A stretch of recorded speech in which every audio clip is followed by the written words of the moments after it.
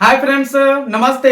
आज मैं आप लोगों के बीच एक बेहतरीन क्लास लेकर आया हूं जो सीटेट के लिए काफी महत्वपूर्ण है। और मित्रों, आज का जो ये मेरा क्लास है और इसमें जितनी सारी बातें मेंशन की गई है, इसे अगर आप देख लिए तो सीटेट में जितने पेडागोजी पूछे जाते हैं, चाहे वो कोई भी सब्जेक्ट का हो, ये सभी के लिए काफी महत्वपूर्ण है। तो इसे आप देखिए, क्योंकि ये सभी पेडागोजी का ये सारांश है, यानी कि यही पेडागोजी की मुख्य बातें हैं और ये सभी पेडागोजी में आपको 100% मदद करने वाली है। तो चलिए देखते हैं, आज का क्लास शुरू करते हैं। आज का क्लास चलिए देखते हैं, ये क्या है?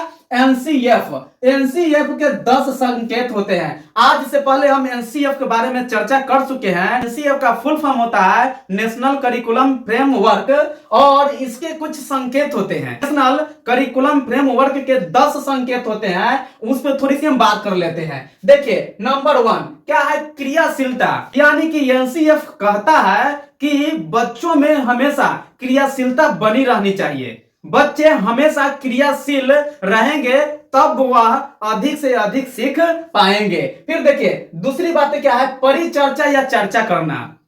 बच्चे जो है उनमें हमेशा चर्चा करने की भावना होनी चाहिए। बच्चे एक दूसरे से चर्चा करें। जब बच्चे एक दूसरे से चर्चा करेंगे, एक दूसरे से परिचर्चा करेंगे, तो वे अधिक से अधिक सीख पाएंगे। तो सीखने की ये सबसे बेहतरीन बातें हैं, क्या? परिचर्चा या चर्चा करना। फिर देखिए, अभिव्यक्ति। बच्चे में अभिव्यक्ति की क्षमता होनी चाहिए। बच्चे अपनी बात जो है वह स्वतंत्र रूप से शिक्षक को, शिक्षिका को या अपने साथियों में वे आदान प्रदान कर सकते हैं। तो उनमें अभिव्यक्ति की क्षमता जो है वह जगनी चाहिए, अभिव्यक्ति उनमें होनी चाहिए। फिर देखिए, यह है चौथी नंबर, प्रश्न पूछना। मित्रों, प्रश्न पूछना भी एनसीएफ का एक अंग है, एनसीएफ का एक संकेत है। जब बच्चे प्रश्न पूछते हैं और उसका जब हम आंसर देते हैं, उत्तर देते हैं, तो उससे वे काफी सीखते हैं, क्योंकि उससे उनकी डाउट क्लियर होती है और ये काफी अच्छी बातें हैं। फिर देखिए, 5 नंबर,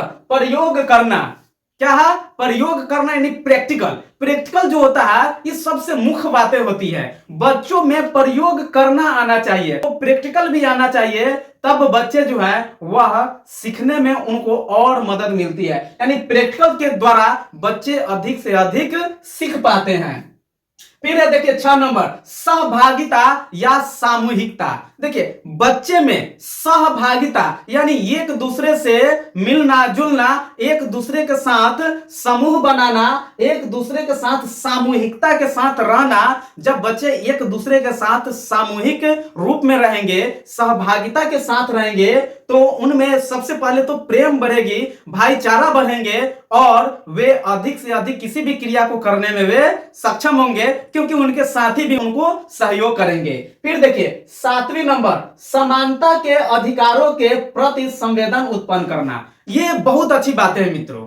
ये क्या है? समानता के अधिकारों, यानी विद्यालय में जितने भी बच्चे हैं उनको समानता के अधिकारों के प्रति संवेदन उत्पन्न करना चाहिए। यानी बच्चे की जो अधिकार है, जो उनकी समानता का अधिकार है, उसे प्रस्तुत करना चाहिए। तो इसकी भी शिक्षा हमें बच्चों को देनी चाहिए। ये कौन कहता है? एनसीएफ।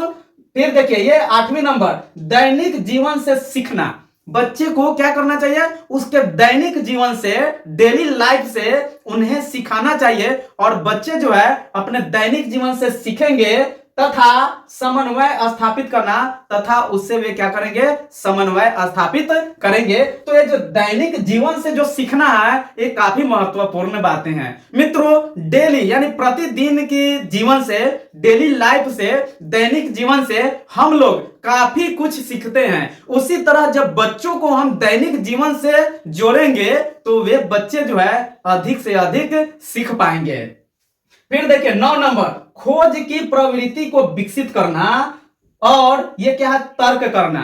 देखिए मित्रों, ये जो बच्चे हैं उनमें खोज की प्रवृत्ति जागृत करना चाहिए। बच्चे को खोजने की स्वतंत्रता देनी चाहिए। जब बच्चे कुछ खोजेंगे, जिस प्रकार साइंटिस्ट हमेशा कुछ ना कुछ खोज में वे लगे होते हैं, कुछ ना कुछ वो ढूंढते रहते हैं, खोजते रहते हैं, उसी तरह बच्चे को हमें खोज की प्रवृत्ति, बच्चे में हमें खोज की प्रवृत्ति जागृत करना चाहिए, ताकि बच्चे अधिक से अधिक शोध कर पाए, खोज कर पाए और अपने ये जो दिमाग है इसमें अधिक से अधिक ज्ञान स्टोर कर पाए, ज्ञान हासिल कर पाए। फिर देखिए ये क्या है 10वीं नंबर, ये क्या एनसीएफ के 10वीं नंबर संकेत क्या है, लोकतांत्रिक मूल्यों को विकसित करना। देखिए लोकतांत्रिक जितने भी मूल्य हैं उन्हें विकसित करना चाहिए। ये जो हमारी जो लोकतांत्रिक मूल्य हैं, जो बच्चे की लोकतांत्रिक मूल्य हैं उन्हें विकसित करना चाहिए। तो एनसीएफ के 10 संकेत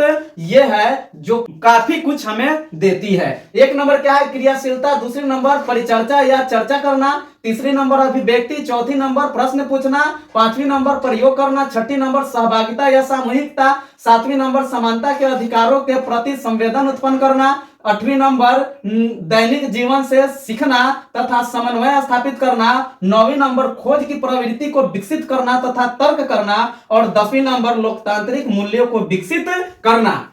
अब हम देखेंगे शिक्षण सिद्धांत। मित्रों शिक्षण सिद्धांत क्या है, यह भी मेरे लिए जानना काफी महत्वपूर्ण हो जाता है। तो चलिए हम देखते हैं शिक्षण सिद्धांत क्या है। देखिए निरंतरता का सिद्धांत, शिक्षण हमें किस तरह करना चाहिए, बच्चे को हमें किस तरह सिखाना चाहिए, या शिक्षण का जो सिद्धांत वह किस तरह होना चाहिए। तो देखिए हम में शिक्षण की निरंतरता का सिद्धांत होना चाहिए, यानी जो हमारी शिक्षण है, जो हम सीखते हैं वह निरंतर सीखते रहे, उसमें कभी रुकना नहीं, कभी इग्नोर नहीं करना। तो हमें क्या करना है, सीखना, यानी निरंतर हमें सीखते रहना है। ये नहीं कि आज हम पढ़ लिए तो 2-4 दिन पढ़े ही नहीं, हमें निरंतर प्रतिदिन कुछ न कुछ पढ़ते रहना चाहिए। यानी निरंतरता का सिद्धांत ये क्या है, शिक्षण सिद्धांत का बेजोड़ पहलू है। फिर देखिए दूसरी नंबर क्रियाशीलता का सिद्धांत, बच्चे में क्रियाशीलता होनी चाहिए, काम करने की क्षमता होनी चाहिए, कुछ ना कुछ बच्चे करते रहे, तो क्रियाशीलता का सिद्धांत होना चाहिए। ये क्या है, शिक्षण का सिद्धांत का बेजोड़ पहलू है। फिर देखिए आवृत्ति या पुनरावृत्ति का सिद्धांत, आवृत्ति या पुनरावृत्ति का सिद्धांत भी होना चाहिए। आवृत्ति या पुनरावृत्ति क्या है, बार बार हम किसी चीज पे फोकस करते हैं, यही क्या है, पुनरावृत्ति है या आवृत्ति है। तो आवृत्ति या पुनरावृत्ति का सिद्धांत भी बच्चों में, हम लोगों में होना चाहिए। फिर देखिए अभ्यास का सिद्धांत, काफी बेहतरीन बातें हैं, हम में हमेशा अभ्यास का सिद्धांत होना चाहिए। बच्चे जब अभ्यासरत रहेंगे तो वे अधिक सीखेंगे, वे प्रतिदिन अभ्यास के द्वारा बहुत कुछ सीखेंगे। तो शिक्षण सिद्धांत का बेजोड़ पहलू में से एक है अभ्यास का सिद्धांत। फिर देखिए 5वीं नंबर स्व आकलन का सिद्धांत, हम में स्व आकलन का सिद्धांत भी होना चाहिए, बच्चे में स्व आकलन का सिद्धांत भी होना चाहिए। यह शिक्षण सिद्धांत का अच्छी पहलू है, बढ़िया पहलू है। फिर देखिए 6ठी नंबर अभिप्रेरणा, बच्चे में अभिप्रेरणा जगनी चाहिए, उनमें अंतर आत्मा से अभिप्रेरणा जगे, उनमें पढ़ने की या कुछ करने की लालसा जगे, तो अभिप्रेरणा का सिद्धांत भी होना चाहिए। फिर देखिए सहभागिता या सामूहिकता, सहभागिता या सामूहिकता यानी हमें समूह में रहकर शिक्षण करना चाहिए, समूह से अलग नहीं हटना चाहिए, क्योंकि समूह हमें कई तरह से लाभ पहुंचाते हैं, कई तरह से वे हमें सहायता करते हैं। इस तरह हमें सहभागिता या सामूहिकता के साथ शिक्षण करना चाहिए। फिर देखिए रुचि का सिद्धांत, बेजोड़ बातें हैं। रुचि का सिद्धांत यानी जब तक बच्चे में रुचि नहीं होगी तब तक बच्चे पढ़ेंगे नहीं, तो बच्चे में रुचि जागृत करने का हर संभव शिक्षक को प्रयास करना चाहिए। तो रुचि का सिद्धांत जागृत होना चाहिए, जैसे ही बच्चे में रुचि जागृत होंगे वे अधिक से अधिक कुछ करना चाहेंगे। फिर देखिए शिक्षण विधि, अब शिक्षण विधि क्या है, देखिए खेल विधि, खेल विधि से बच्चे अधिक से अधिक सीख पाते हैं, और खेल विधि जो होते हैं वह 3 प्रकार के होते हैं। खेल विधि 3 प्रकार के होते हैं, किडन गार्डन खेल विधि, यानी किडन गार्डन जो थे वे भी कुछ अपना नियम दिए हैं कि बच्चे खेल खेल में सीखे, खेल खेल में पढ़े। फिर ये क्या है मोंटेसरी विधि, मोंटेसरी जी ने भी खेल खेल में पढ़ने पर एक बेहतरीन चर्चा किए हैं, एक बेहतरीन विधि दिए हैं जिस पर आने वाले क्लास में हम चर्चा करेंगे। फिर देखिए मैदानी विधि बच्चे कैसे सीख पाते हैं। तो बच्चे खेल खेल में मैदानी विधि द्वारा भी वे सीखते हैं। जब बच्चों को मैदान में ले जाते हैं, फील्ड में ले जाते हैं, तो वे खेल खेल में बहुत सारी चीजें सीखते हैं। यानी ये क्या है, खेल विधि 3 प्रकार के होते हैं, किंडरगार्टन, मॉन्टेसरी विधि और मैदानी विधि। अब चलिए देखिए शिक्षण विधि की यह एक पहलू है कहानी विधि। बच्चों को हम कहानी के द्वारा भी सिखा सकते हैं।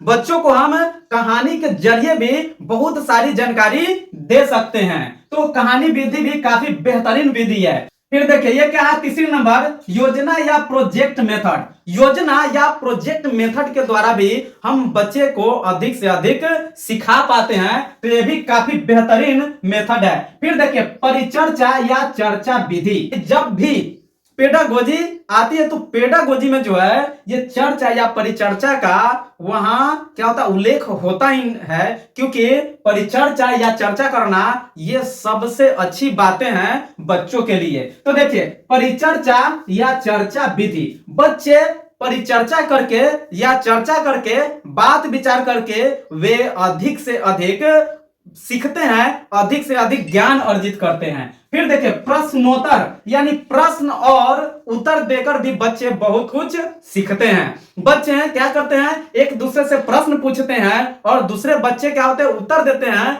इससे भी बच्चे बहुत अधिक सीखते हैं।